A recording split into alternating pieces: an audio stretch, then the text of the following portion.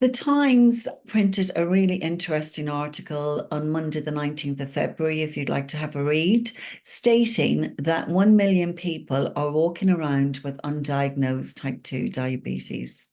This is a staggering statistic. So, why are these people not being picked up? Well, some of the signs and symptoms of type 2 diabetes are phenomenal thirst, constantly weeing. Some people may not present with that. So, the other reason that I would think it's not being picked up is the NHS is amazing for acute care, second to none, cannot praise them highly enough. But for chronic conditions, no, there are not the resources nor the time.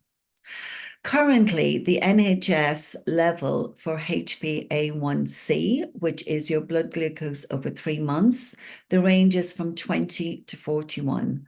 I've had two clients recently that have been at 40 and told they're fine. No, they're not. They're on the cusp. So, what are the cofactors that can go on? There are a cluster of factors that enable you to go on to develop type 2 diabetes, and they are belly fat. And I did a post on that recently, high blood sugar, hypertension, high blood pressure. Your blood pressure should not be more than 130 over 85. High fasting triglycerides. What is that? Fats in your blood. Again, you're not going to feel that. And also the not enough of the good cholesterol, not enough of the HDL. So there is a stage prior to developing type 2 diabetes. And I hasten to add, this is a lifestyle condition. It can be reversed. You can reverse type 2 diabetes. So prior to being diagnosed, most people will become insulin resistant.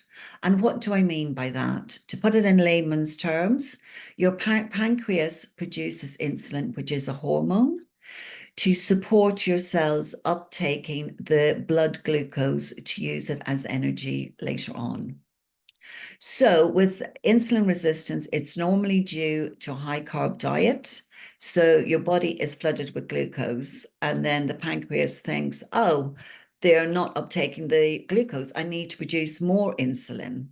And, there's nothing happening. The cells won't open. They won't uptake the glucose. So you're swimming in a sea of blood glucose. So what happens to your body?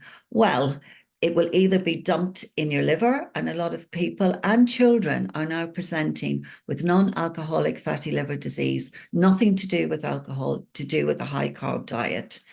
In your brain, believe it or not, Alzheimer's is now known as type 3 diabetes, and in your pancreas. So what are the risk factors for developing type 2 diabetes? Well, if other family members have this condition, yes, the probability is that you're going to go on to develop it. Believe it or not, gestational diabetes is not a one-off. It's a tap on the shoulder that things are not functioning correctly. If you're a woman and you suffer with PCOS, if you're of Asian or African descent, if you're taking a high dose of steroids.